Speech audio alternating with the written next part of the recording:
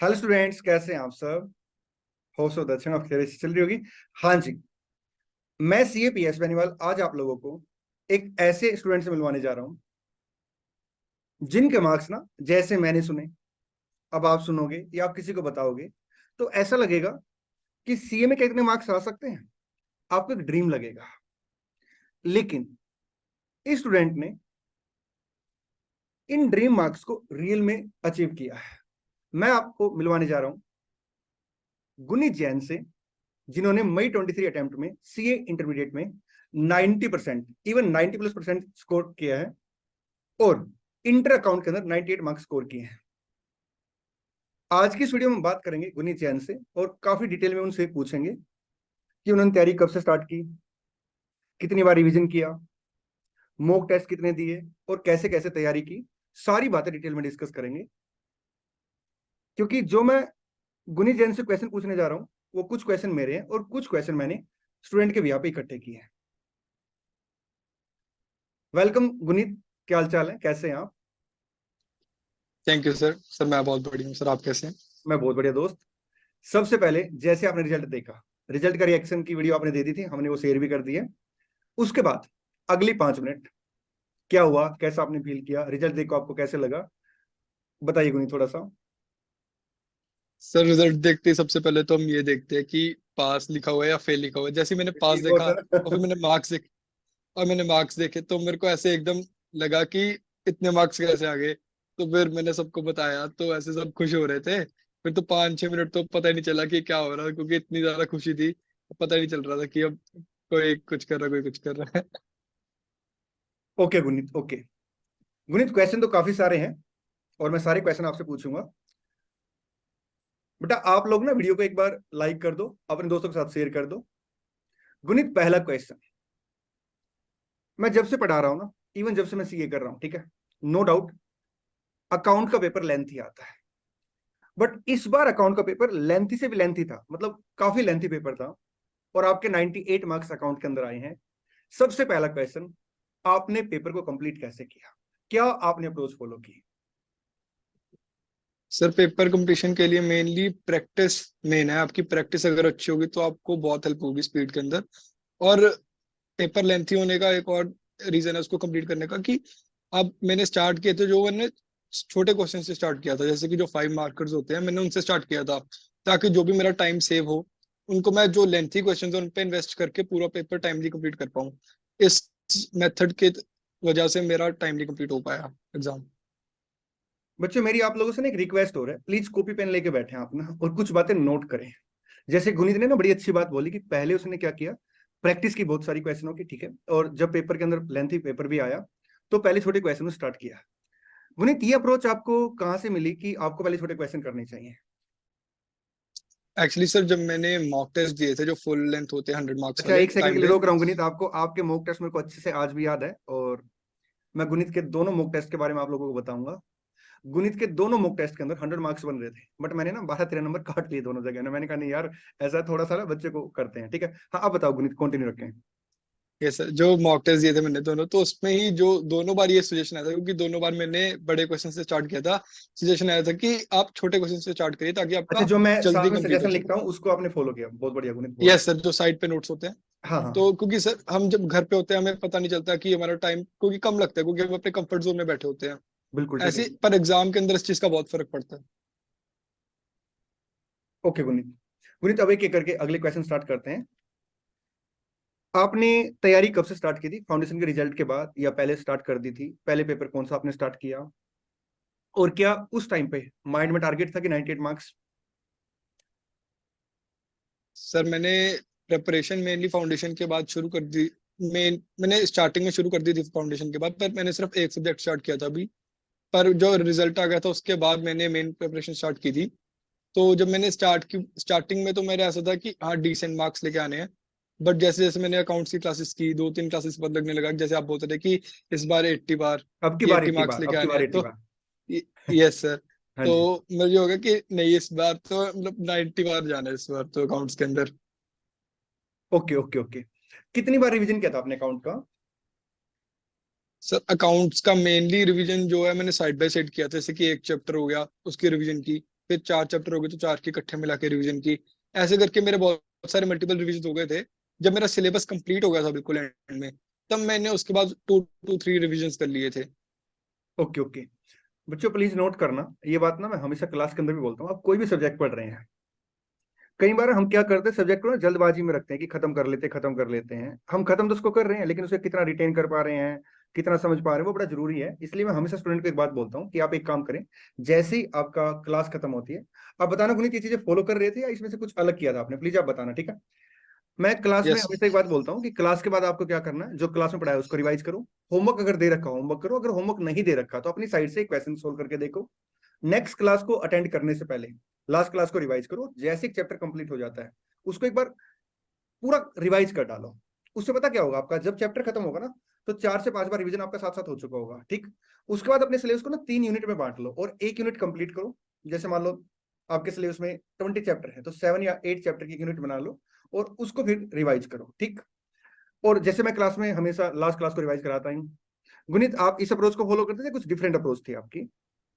Sir, exactly ये मेरी थी अप्रोच जो क्लास के अंदर हमने डिस्कस की थी कि ऐसे मल्टीपल रिवीजन हो जाएंगे आपके क्लास चलते चलते ही। मैंने एग्जैक्टली सेम की थी। ओके गुनीत एक बात बताना, ये 1-2 क्वेश्चन मैंने सामने में लिख रखे हैं, ठीक है। आपका फाउंडेशन का रिजल्ट आया, ठीक है, उसके बाद आपने क्लास अटेंड की। तो फाउंडेशन के रिजल्ट से लेके क्लास अटेंड करने तक हम इसको एक जोन मान लेते हैं, ठीक। सेकंड जोन मान लेते हैं कि आपका क्लास खत्म होने के बाद और एग्जाम से पहले का टाइम, ठीक। थर्ड जोन मान लेते हैं एग्जाम के डेज में आपने जो रिवीजन किया, ठीक। आपको मेजर रोल कौन से जोन का लगा? सर, जो फर्स्ट जोन है, जब जो हम क्लासेस के साथ रिवीजन करते हैं, उसका मैक्सिमम बेनिफिट है क्योंकि उस टाइम ना हमारे ब्रेन बिल्कुल फ्रेश होता है और हम रिटेन ज्यादा कर पाते हैं उस चीज को। Okay okay. फर्स्ट जोन का, तो इस पे कुछ मैसेज दोगे, कुछ गाइड दोगे, गाइड करोगे स्टूडेंट को? यस सर, मेनली मैंने नोटिस किया बहुत ज्यादा, और कई बार ये ना हमारी खुद की भी हो जाता है ऐसे कि हम क्लासेस फटाफट कंप्लीट कर लें कि रिवीजन हम बाद में कर लेंगे। कि क्लासेस क्योंकि सिलेबस खत्म हो जाता है, मैं भी अंदर से सेटिस्फेक्शन लगती है कि हाँ हमारा कोर्स कंप्लीट हो गया, कि अब तो रिवीजन बची है। बट इसमें वो ये चीज निग्लेक्ट हो जाती है कि हमको जो बाद में रिवीजन करेंगे ना उसमें टाइम बहुत ज्यादा लगेगा क्योंकि हमारा सारा ब्रेन में वॉश होगा जो हमने पहले पढ़ा है। तो अगर हम साथ के साथ रिवीजन करके चलते हैं तो एक तरह से ना लॉक होता रहता है, जैसे कि 2 चैप्टर किए, उसकी रिवीजन कर ली तो वो चैप्टर लॉक हो गया आपके माइंड के बिल्कुल अंदर। ठीक है दोस्त, अब जब बिल्कुल ठीक नेक्स्ट है। टाइम रिवीजन करेंगे तो कम टाइम लगेगा बहुत ज्यादा। तो मेनली आपको फर्स्ट टाइम अच्छी तरह टाइम इन्वेस्ट करके रिवीजन करके लॉक करते हुए चलना चाहिए हर कंसेप्ट को। बेटा प्लीज आप लोग ना नोट बना लो और नोट में ये चीज भी डालो आप ना कि जब हम लोग क्लास कर रहे हैं तो उसी टाइम हमें मल्टीपल रिवीजन की कोशिश करनी चाहिए ताकि लास्ट में प्रेशर कम बने, ठीक। अच्छा गुनीत आपने मॉक टेस्ट कितने दिए थे? 2 तो मेरे को अच्छे से याद है कि मैंने 2 आपके कंप्लीट टेस्ट चेक किए थे, और जहां तक मेरे को याद आ रहा है आपके इनिशियली भी कुछ टेस्ट आए थे। यस हाँ तो आप बताओगे सर। सब्जेक्ट वाइज बता दोगे थोड़ा सा कि कितने आपने मॉक टेस्ट दिए हैं? Yes sir, yes sir. Sir तो मैंने मेनली चारों सब्जेक्ट के सिमिलर मॉक टेस्ट दिए हैं। एक तो 2 मैंने फुल सिलेबस टेस्ट दिए हैं, और एक मैंने आईसीआई की ब्रांच पे जाके जो आईसीआई की मॉक टेस्ट सीरीज होती है उसमें से भी एक सीरीज को मैंने अटेम्प्ट किया वहां पे जाके। एंड जो यूनिट वाइज टेस्ट होते थे हमारे करिकुलम के अंदर, कोर्स के अंदर, वो भी मैंने ट्राई किया है कि मैं करूं, पर वो मैंने 5 to 6 वो भी अटेम्प्ट किए 5 to 6 वो मतलब 5 to 6 वो अटेम्प्ट किया आपने। Unit test. हाँ 2 मेरे कंप्लीट मॉक टेस्ट अटेंड किया आपने और फिर एक आईसीआई का, तो 8 या 9 मॉक टेस्ट आपने अटेंड किए हैं। अच्छा गुनीत यस। एक सिंपल सा क्वेश्चन हो रहा है आपसे ना, कितने घंटे पढ़ते थे आप डेली ना, क्योंकि एक सीए के अंदर ना बड़ा कॉमन सा क्वेश्चन रहता है कि कितने घंटे पढ़ते थे? सर, जैसे स्टार्टिंग में जब मेरी क्लासेस ज्यादा चलती थी तो मैं थोड़ा ज्यादा पढ़ता था, जैसे कि 12 आवर्स अप्रोक्सीमेटली पर डे। और इसमें संडे को मैं थोड़ा कम पढ़ता था, रिवीजन करता था मेनली। और बाकी 6 डे में 12 आवर्स पढ़ता था। और जब मेरी क्लासेस खत्म हो गई, जब मैं रिवीजन कर रहा था, तो मेरा 8 to 9 आवर या फिर 10 आवर ये चलता था गुणित ये अप्रोक्सीमेटली। रिड्यूस क्यों किया आपने? जनरली तो स्टूडेंट मतलब ऐसा होता है ना कि बढ़ाता है उस टाइम पे। सर, क्योंकि जब जब सर मेरी क्लासेस चल रही थी मैं साथ में रिवाइज करके चल रहा था, अच्छा वो तो एक मेरे एक्स्ट्रा सारे प्रेशर लेके कंसेप्ट चलते थे आपकी, लॉक क्लास भी हुए थे। देखनी है और रिवीजन भी करना है। ये सर, तो मेरे को ज्यादा टाइम इन्वेस्ट करना पड़ता था। और जब मेरी एंड में क्लासेस का टाइम सेव होने लग गया और मैंने पहले रिवीजन भी कर रखी थी, तो मेरे को मल्टीपल रिवीजन करने में टाइम बड़ा कम लग रहा था। Okay okay okay okay okay okay. इसलिए मेरा अपने आप टाइम ऑटोमेटिकली रिड्यूस हो रहा था। अच्छा गुनीत एक बात और बताना, कंसिस्टेंसी कैसे मेंटेन करते थे? क्योंकि हर स्टूडेंट का ना एक क्वेश्चन रहता है कि सर हम कंसिस्टेंसी कैसे मेंटेन करें। और जैसे आपने बताया आप 12 आवर डेली पढ़ते थे, इवन संडे को थोड़ा कम पढ़ते थे लेकिन पढ़ते तब भी थे, ठीक। आप कैसे मेंटेन करते थे कंसिस्टेंसी, आप कैसे उसको मेंटेन करते थे, प्लीज गाइड कीजिए स्टूडेंट को। Yes sir. Sir consistency maintain करने में स्टार्टिंग में मुझे भी बड़ी प्रॉब्लम आती थी, पर जैसे आप अपनी क्लासेस में बहुत ज्यादा इंपॉर्टेंस देते हो कंसिस्टेंसी को, तो मेरे को ये बात बड़ी अच्छी लगी। आपने एक दिन हमें क्लास में बताया था कि कंसिस्टेंसी बनाने का सबसे बढ़िया तरीका ये है, उससे टूटने मत दो कभी, ओके कि चाहे ओके। जो मर्जी हो जाए, आपको अपने 8 आवर्स जो भी 12 आवर्स आपको है, आपको देने ही देने हैं। आपको चाहे जितनी मर्जी प्रायोरिटी आ जाए।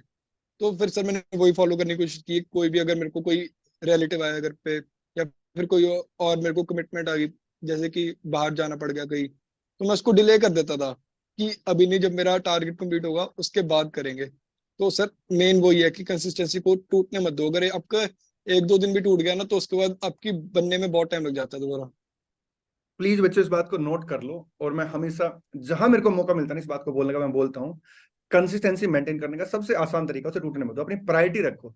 हमारे साथ पता क्या प्रॉब्लम होती है कई बार ना, हम क्या करते हैं, प्रायोरिटी बाकी चीजों को रखते हैं और कहते हैं टाइम बच गया तो पढ़ाई कर लूंगा।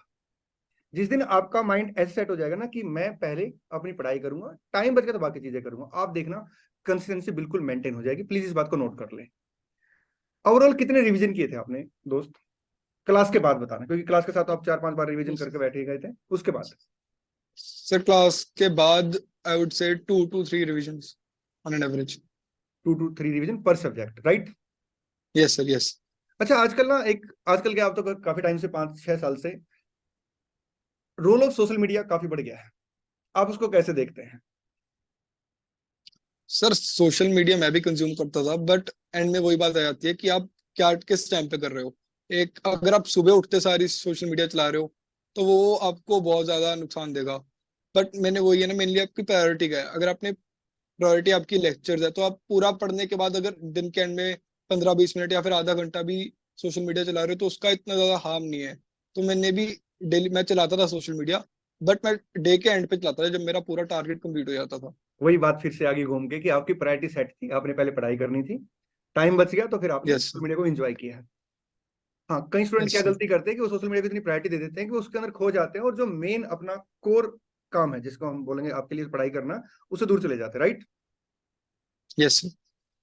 अच्छा, क्या क्या चैलेंज रहे बिफोर एग्जाम, कभी आप डिमोटिवेट होते थे? अगर डिमोटिवेट होते तो आपने आपको मोटिवेट कैसे करते थे, तो क्या क्या चैलेंज रहे आपके सामने बिफोर एग्जाम? क्योंकि जो आप 90% मार्क्स लेके आ रहे हैं दोस्त, ये एक ड्रीम ही है। Yes sir. हाँ जी हाँ जी। सर डीमोटिवेशन सर मेरे को कभी, जब मैं लेक्चर्स पढ़ रहा था तब तो मेरे को कभी ऐसे डीमोटिवेटेड फील नहीं हुआ, क्योंकि हमें हर दिन कुछ नया सीखने को मिलता था। राइट। Okay but okay. जब मेरा बिल्कुल सिलेबस कंप्लीट हो गया था और मैंने एक रिवीजन कर ली थी, उसके बाद सर मेरा थोड़ा ना माइंड कम करता था कि मैं दोबारा पढूं, क्योंकि आप अगर रिपीटेडली किसी चीज को पढ़ते हो तो आपका थोड़ा इंटरेस्ट भी कम हो जाता है। तो उस टाइम पे मेरे को बड़ा डीमोटिवेटेड फील होता था कि अभी अभी बड़ा मोनोटोनस सा लग रहा है पढ़ना। पर वो ये है कि आपको करना पड़ेगा, कि अगर आपको रिजल्ट चाहिए, आपको हर दिन शो अप करना पड़ेगा, आपको पढ़ना पड़ेगा। फिर वो ये है ना कि ऐसा कि मार्क्स लेने हैं तो फिर पढ़ना पड़ेगा, फिर वो अपने आप से इंटरनल मोटिवेशन आती थी। ओके ओके, मतलब टारगेट ये था कि यार डिमोटिवेट हो रहा हूँ, लेकिन इससे तो मैं पीछे हो जाऊंगा, मार्क्स लेने तो मोटिवेट करना पड़ेगा अपने आप को, सेल्फ मोटिवेशन आता था। Yes sir. दोस्त ये बड़ा अच्छा बोला आपने ना, सेल्फ मोटिवेशन मस्त है। कई बार हम क्या करते हैं, चलो यार किसी वीडियो देख लेते हैं, वीडियो देख के 5-10 मिनट तो लगता है कि हाँ यार जोश आ गया, उसके बाद फिर गायब हो जाते हैं। तो प्लीज बच्चों, हमेशा एक बात याद रखना, जिस दिन भी आप डिमोटिवेट हो ना, अल्टीमेट ये देखना कि इससे रिजल्ट पे क्या इंपैक्ट पड़ेगा। जब आपको अंदर से आवाज आएगी ना यार इससे मेरा रिजल्ट खराब होगा, तो आप सेल्फ मोटिवेट होंगे, और उससे बेस्ट मोटिवेशन कुछ भी नहीं है। गुनीत, अपने नेक्स्ट क्वेश्चन पे चलते हैं। एग्जाम से पहले ना काफी मैसेज आते हैं स्टूडेंट के ना कि सर इंपॉर्टेंट चैप्टर बता दो। क्या आपने कुछ ऐसा सिलेक्टिव स्टडी की थी, या आप पूरा सिलेबस करके गए थे?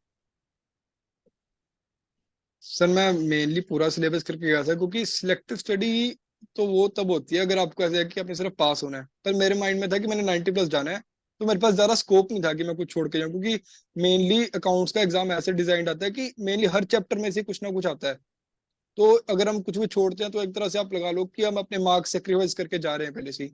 तो मैंने एज सच, पर मेरी थोड़ी ऐसे था कि जो मेरे इंट्रोडक्शन टू अकाउंटिंग स्टैंडर्ड था, मैंने इसको थोड़ा ट्रेंड एनालिसिस किया था कि इसमें जनरली क्वेश्चन थोड़ा कम आता है।